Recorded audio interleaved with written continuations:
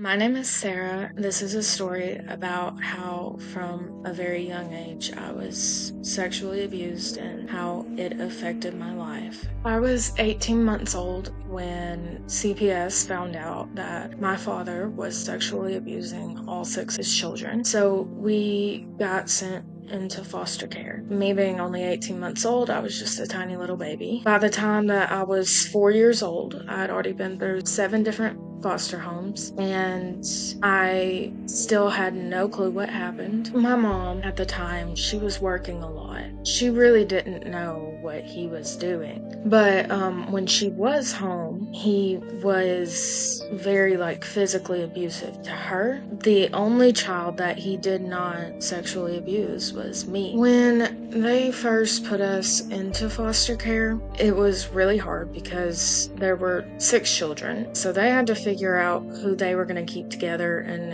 who they were going to separate. As I got a little bit older throughout the foster homes, there was one brother who I just would not let go to another home. I was so attached to him, and he was my best friend. As I started to get older, I could tell how certain homes were not places that CPS should have ever cleared been able to take in a kid. I remember one specific home, I was the youngest, and they didn't like the youngest child. So they would lock me in a very dark closet until the other kids got done eating, and then they would let me eat whatever was left. And, there's not much left. So I ended up very starved, very terrified of the dark. But my brother, he always saved me a plate of food. Another reason why I just had to have him everywhere with me. But there were some foster homes that were like that. And then there were other foster homes where they would take us to church and they would buy us clothes, and they were just angels.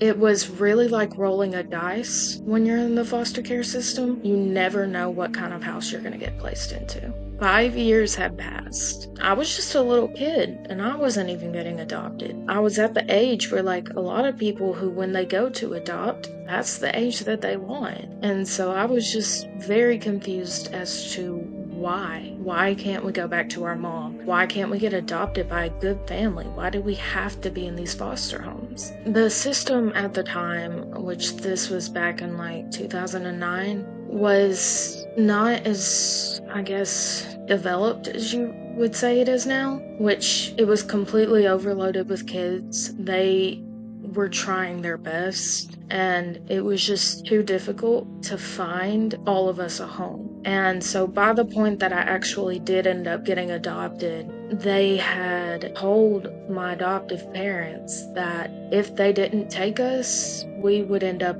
in a group home because they just couldn't put us in foster care anymore. There were too many kids. So I was 3 years old, and I walked into the living room, and me and my foster dad, we really liked to watch WWE, and my foster mom went out to buy a pack of cigarettes. My foster dad went to go fix himself a sandwich in the kitchen. He was not thinking about the fact that there were all over the coffee table from where he was watching the TV. I'm 3 years old. I'm curious as to what's in these bottles. I've drunk root beer that looked like these bottles. I got down and I started drinking it, and he was taking forever. He ended up going to the bathroom, and so I kept drinking more. Ultimately, they ended up walking back in and seeing that I was throwing up. I was just completely sick. They realized I must have gotten into the that were on the table. So they drove me to the hospital, and there CPS met us, and they realized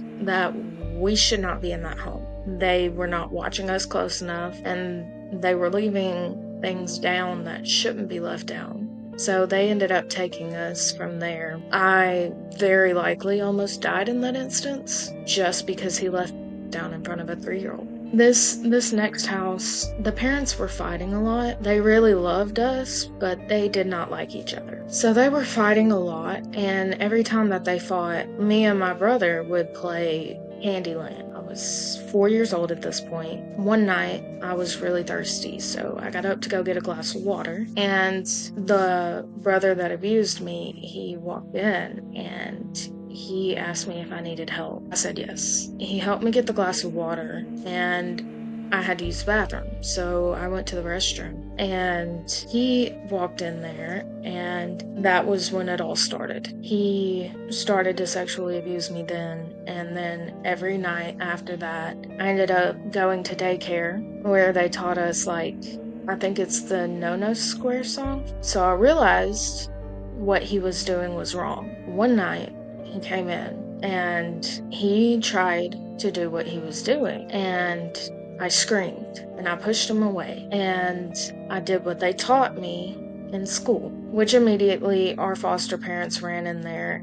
They actually ended up having to bust the door down. So they busted the door down and they called the police. He ended up going to juvie. As a 4-year-old, it really scarred me, left me with a lot of trauma that my own brother would have done such a thing to me. But what hurt the worst is that for months I was telling these adults, my teachers, everyone, hey, this is happening to me at home. My brother's doing this. And they never believed me. They thought that because I was in foster care and I was a 4-year-old, that I was just crying out for attention. They never believed me until the night that they found him. I went to school and we had like an assignment. It was like you would color on a piece of paper and you would like draw a little picture. So I drew a picture of like the happy forever home that I wanted. And then I flipped it over and on the back, I wrote, "My brother is hurting me." She pulled me aside after class and she asked me exactly what he was doing. And so I told her what he was doing. She was like, "Okay, I'll look into it." And then a few weeks passed by and I asked her what happened. She said, "Well, I figured out that you were in a foster home. Are you just wanting attention?" And I said, "No, this is actually happening." She just kind of looked at me with like this like pity look on her face and she was like, "I think this is your imagination." It was then when my trust for these adults really broke, and I kind of gave up on telling people. I was just really hoping that someone would catch him in the act because that was undisputable. I told my foster parents twice, and both times they went and they asked my brother, and because he was older, they believed him when he said that he wouldn't do something like that. And they looked at me and they were like, "Your brother wouldn't do something like that. He's been through that. Why would he do it?" Now that I'm older, I think to myself, that's exactly why he did it. As he was like pulling my underwear down and stuff, I started to scream because that's what they taught me to do in school. My foster dad, he kind of just like busted the door down. They ended up grabbing him and pulling him out of the room, and my foster mom came over there and she was looking me over and she was asking me, "Has this really been going on as long as you've said it has?" She was telling me, "I'm so sorry, like I should have listened."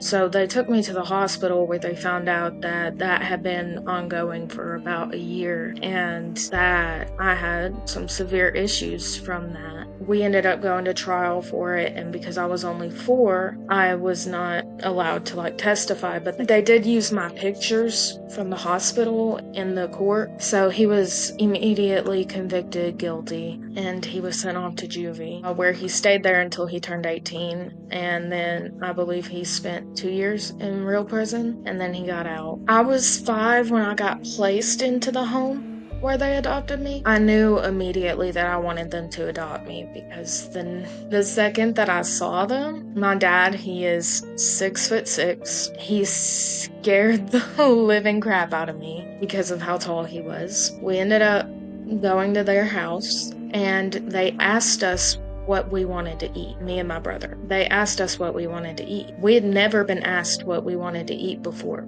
We were just told to sit and eat. They asked us what we wanted to eat and we got what we wanted to eat. They didn't even have what I wanted to eat, but they went to the store and got it. About a year passes by and they hand us these 2 presents. So me and my brother, we open the presents and it's 2 Bibles with our first names engraved on it and our now adopted last names engraved on it. And they said, "You don't have to accept, but if you want to, we would really love to have you as our children." And me and my brother immediately said yes. There was no doubt in our minds. These were the best people that we had ever been with. It was still terrifying because, for like the first 6 months, I believe the social worker has to come and check and make sure that we're doing okay. And every time that the social worker would come for a little while, I believed that she was going to take me away, and it scared me, so I hated when she would come to visit. But eventually I understood that I was staying there. I think it was actually when they let me paint my room lime green. I was really obsessed with Tinkerbell, and so they painted my room lime green. I just started crying because I was so happy that I finally had that forever home. They ended up taking us to Disney. Everything was great for a long time until I started having these nightmares and I couldn't sleep because I kept remembering what my abusive brother had done to me. I had been told all my life that I was a victim, and that victim mentality had really changed the way that I saw myself. So I had to start telling myself, you're not a victim, you're a survivor. And which I think is really important for anyone who's been through abuse to say, like, you survived this, you're strong enough. I did end up in a mental hospital when I was 12 because I just couldn't get over, like, I felt like I was worthless because of what had happened to me. I felt like I was unloved, even though I knew that I had a loving family now. So ever since then, I have been in therapy, but the greatest thing that helped me was to know that I'm a survivor, not a victim. I would have these nightmares. I would always be afraid that something would happen to me again. I lived in a constant state of fear and panic and anxiety. I even had my parents install blink cameras and window sensors and door sensors just to be sure that I would be safe. It created serious trust issues because I don't know who I can trust. I couldn't even trust my own brother. I ended up developing some mental health issues where I became suicidal because I felt like I was worthless. Like, my parents didn't want me. None of my family wanted me. I was abused for most of my childhood. The child psychologists, they'll tell you, like, the first 5 years of when a child is growing, that is the most crucial time for you to play with them and words of affirmation and being kind. I didn't really have that. I grew up around a lot of things that I wasn't supposed to. And like any other kid, that causes issues. So when I did end up going to the mental hospital, I had gotten really bad suicidal one day. I'd actually had a really good day that morning, and then I just started just feeling really bad about myself. I took 3 bottles of pills, but they gave me several coping skills to learn, like, not everyone is trustworthy, but that doesn't mean that you can't trust people. The biggest thing that helped me also was to talk to other people who were hurting or people who had been through that. They knew what it was like, and they were able to give words of advice and to just steer me in the right direction. I was only there for a couple of weeks. I ended up doing a lot better after that. And then once I got out, I got with a therapist that actually has been really good for me. But I did find out shortly after I got out, I was 13 at this point, I found out that my brother was out of juvie. And that really scared me. But what scared me more than that was finding out that my father was out of jail because I was the only child that he was never able to harm or harass. And I had this feeling as a 13-year-old, like, he didn't get to finish the job. What if he comes back? And living in a constant state of fear isn't living. I am someone who just really tries to see the best in people. Because to me, I feel like if I only saw the worst in people, then would it be because of what happened to me that that's all that I look for? It's very important to me to know that what happened to me can make me stronger as a person, that I can use it also to see other people who are hurting and to reach out to them and help them. I'm 18 years old. I start college on Monday, which is super exciting. I have a job. I still go to therapy. I've actually gotten back in contact with one of my sisters, and things are going great between us. A lot of things are starting to pan out the way that I think they're supposed to. If I had any advice to give, it would be just don't give up. Every morning I would wake up, every night I would go to bed, I would look myself in the mirror, and I would tell myself, I am strong. I survived this, and I can get through the healing process.